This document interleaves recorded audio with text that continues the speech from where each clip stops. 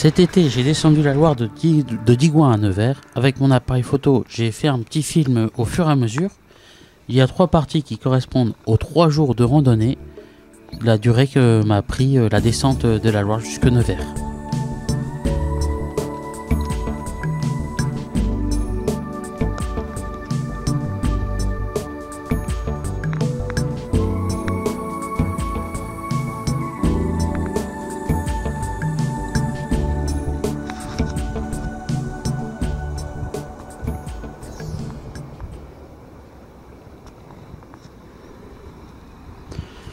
Le long du parcours, la Loire est une petite rivière et puis il y a des villages au bord de la rivière et des petits affluents, des petites rivières qui viennent alimenter le cours d'eau.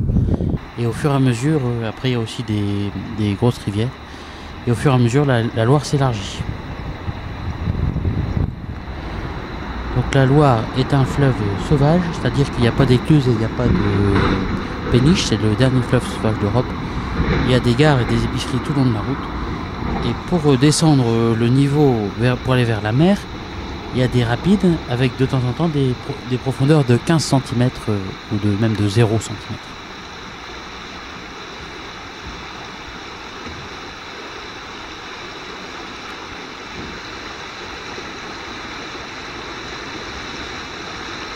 Donc là, je passe un peu.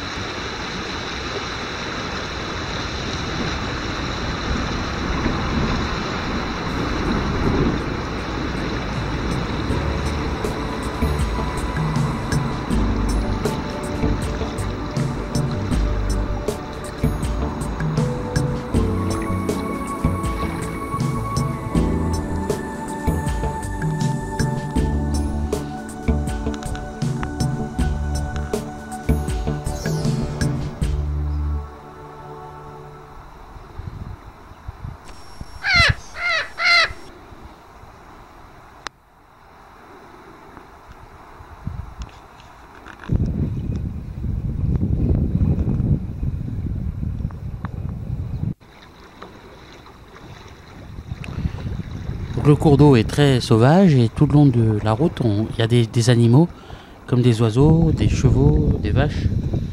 Et donc j'en ai croisé quelques-uns le long de ma route.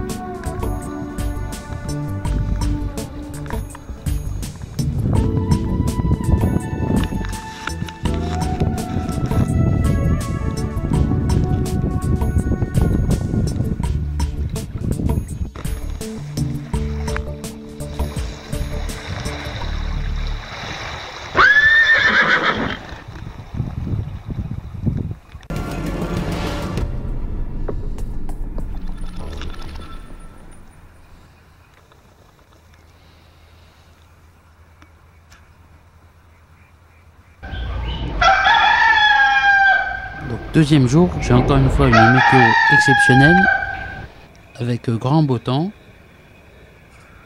Oh, le coq là.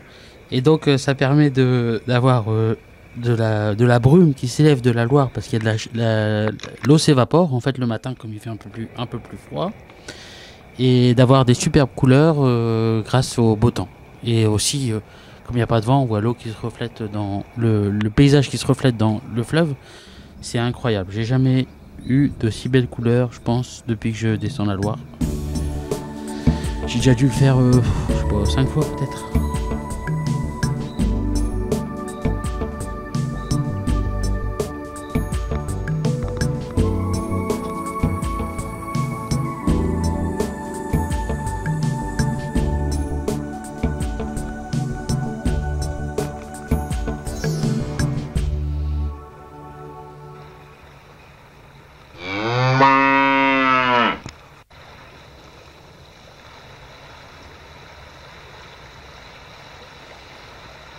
Alors là, je passe un courant, ça a l'air de rien, mais en fait, l'eau, là, ici, la Loire se rétrécit et c'est très profond. Donc tout le fleuve passe à cet endroit-là. On voit les bords sont, il y a des pierres, il y a des morceaux de ciment pour empêcher la Loire de creuser. Et à cet endroit-là, en fait, comme c'est profond, on voit pas, mais il y a énormément de courant. Et il faut surtout pas se rater. C'est là que ça peut être dangereux. Surtout si la Loire est en crue. Mais bon, elle était pas en crue là.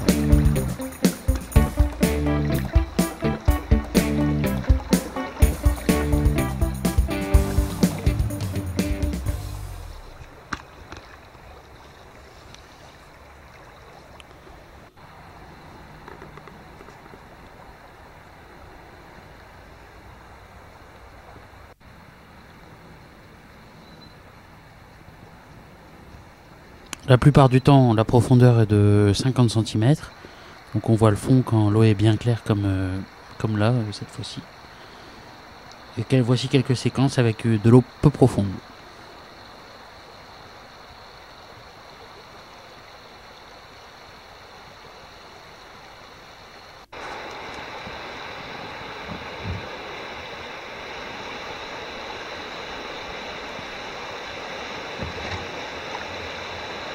Donc là, je passe de nouveau un rapide. L'eau varie au cours des saisons. Donc là, cette fois-ci, il y a un rapide à cet endroit-là. Mais d'habitude, il n'y en a pas parce qu'en fait, il n'y avait pas beaucoup d'eau cette fois-ci. J'ai déjà fait au printemps et là, il y a beaucoup plus d'eau.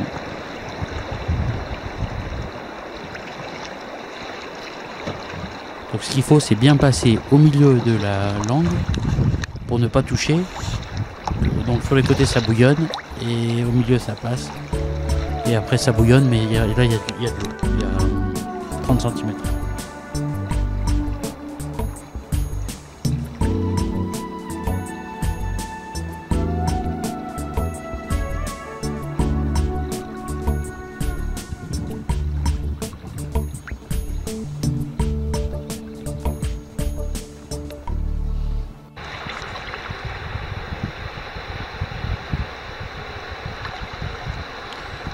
Ok, j'arrive à Diou, donc j'ai fait 20 km en passant, si je passe par la route, en un jour et demi. Donc, mais après je me suis rattrapé parce que j'en ai fait 120 en tout, en 3 jours. Donc les jours 2 et 3, j'en ai fait 50 chaque fois.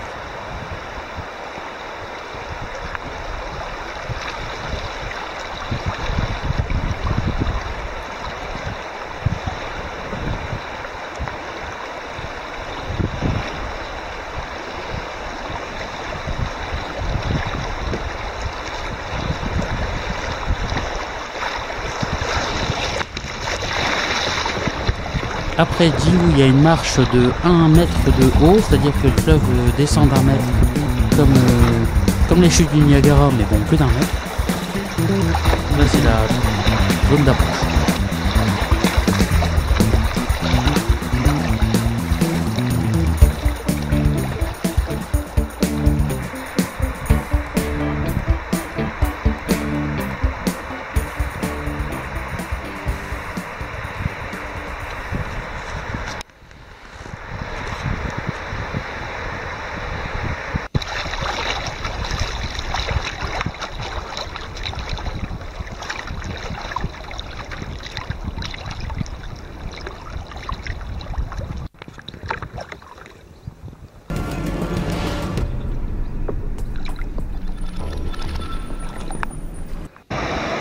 C'est le panneau qui indique la marche.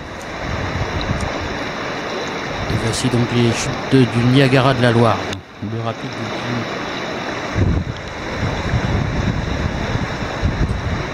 Je passe à côté à pied. Je préfère pas essayer de passer au milieu, mais je sais qu'il y en a qui le font.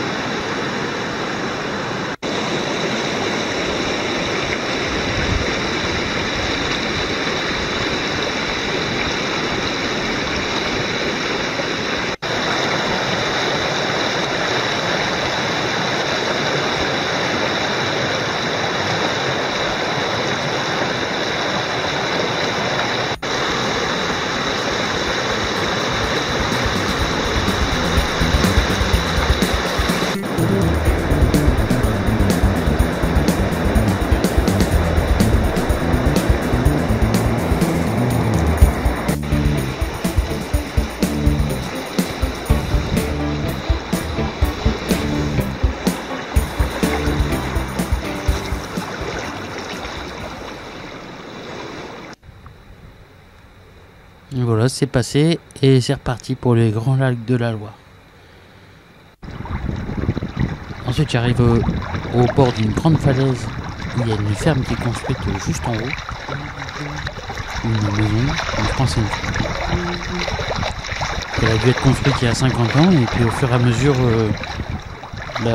l'érosion a approché la falaise. Et là, quand je suis passé, il y avait une grue qui détruisait la maison.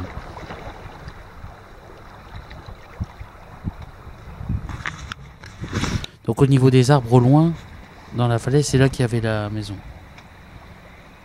On le revoit après, je pense.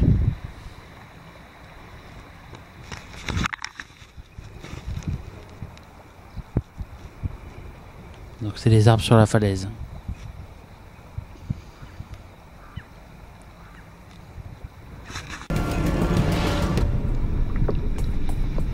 Et là on voit les tuyaux qui correspondent peut-être à l'électricité ou aux canalisations.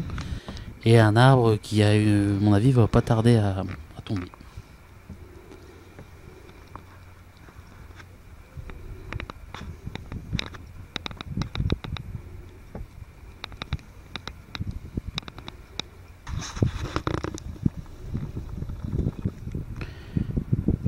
Donc ce qui est sympa dans la Loire, c'est les souches d'arbres. Parce qu'en fait, quand il y a des crues, les arbres se détachent et puis sont emportés. Et après, ils restent là. Donc tout le truc, c'est pas de pas s'accrocher, de pas taper là, parce qu'à ce moment-là, comme il y a du courant, le bateau s'arrête et se remplit d'eau ou part en portefeuille. C'est ça le risque de la Loire.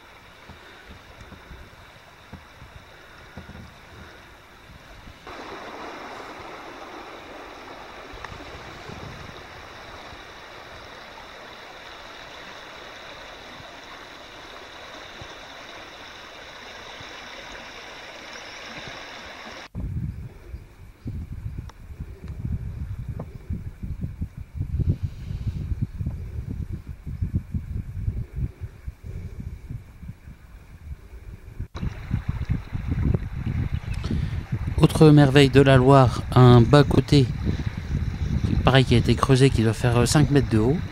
Et il y a des oiseaux qui ont creusé des niches, des terriers dans la terre, et qui vivent là comme ça au bord dans cette petite falaise qui fait peut-être 1 kilomètre de long. Et entre, à mon avis, 5 mètres de haut.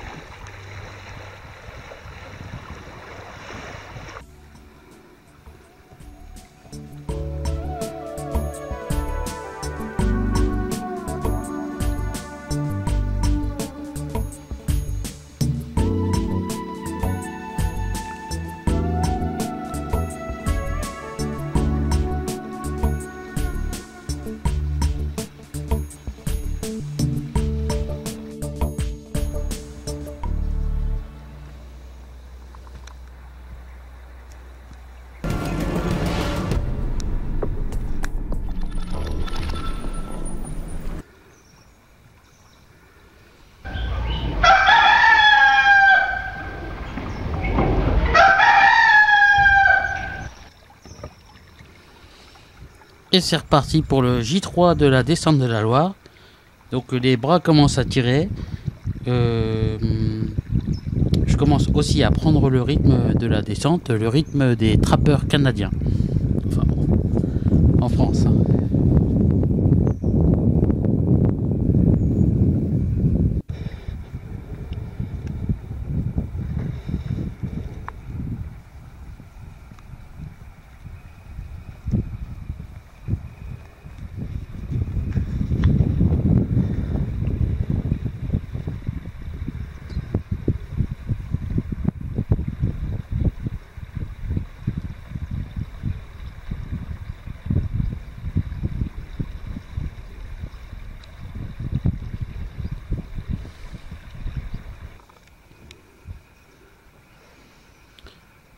Donc voici un troupeau de vaches.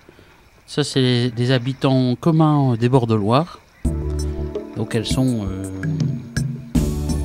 voilà. Troupeau de vaches au bord de l'eau qui boit.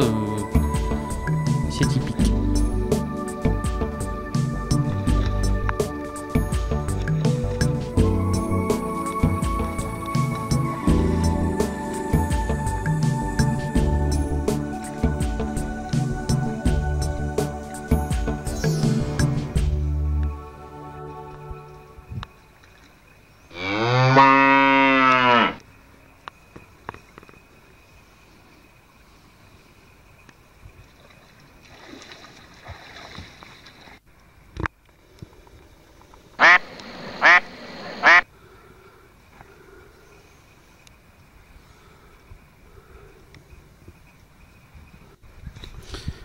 Donc, tout le long de la Loire, il y a toujours quelques petits animaux comme ça.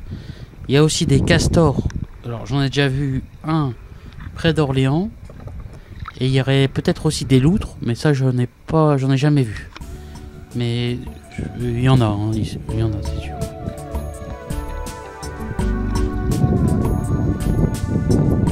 Au niveau poisson, il y a des silures qui font, c'est comme des poissons-chats qui font 1 mètre de long. À mon avis, elles doivent pouvoir faire 2 mètres.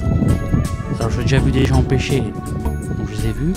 Et aussi dans l'eau, ça m'est arrivé d'en voir en passant dans l'eau, comme c'est très silencieux.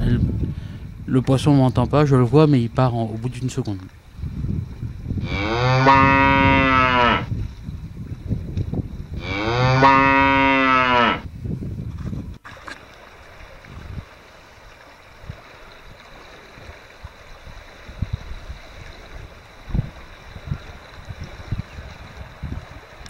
Donc encore un rapide. Donc, tout le truc, c'est de ne pas partir de côté, parce que si jamais le bateau il fait 5 mètres de long, si ça part de côté, qui touche une racine ou le bord le bord là, et ben il peut partir en travers. À ce moment-là, il se remplit d'eau et il coule. Et bon, là ici, il n'y a personne à 5 km. Donc faut bien aller tout droit, il n'y a pas de problème.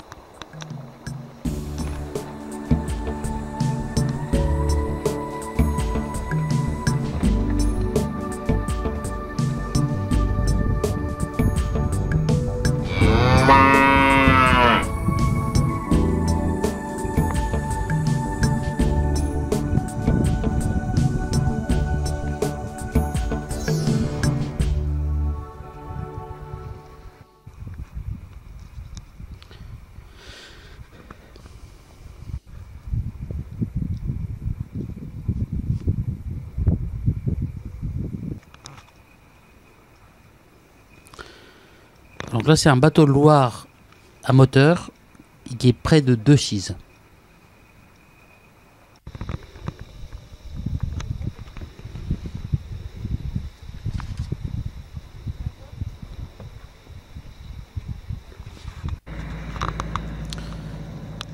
Je crois qu'il y avait un mât sur le toit. Ça, c'est un promène-couillon près de Decize.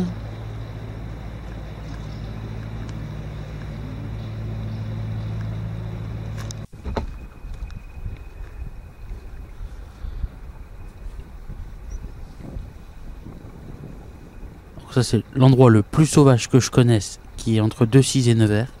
Je crois au Canada. Franchement, il y aurait un ours polaire qui surgirait sur le bord, ça m'étonnerait pas. Si on était 3000 km au nord de Montréal, près de Churchill.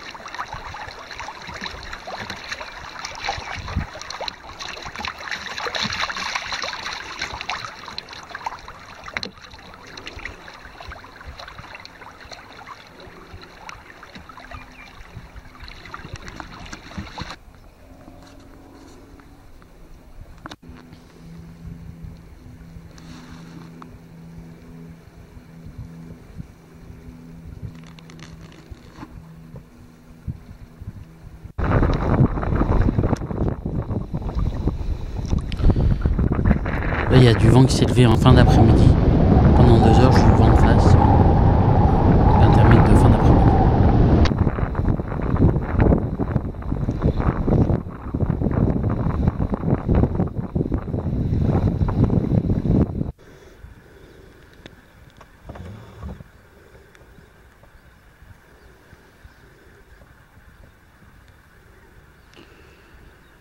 Là, je crois que j'ai filmé les plus beaux paysages que j'ai jamais filmés avec mon appareil photo.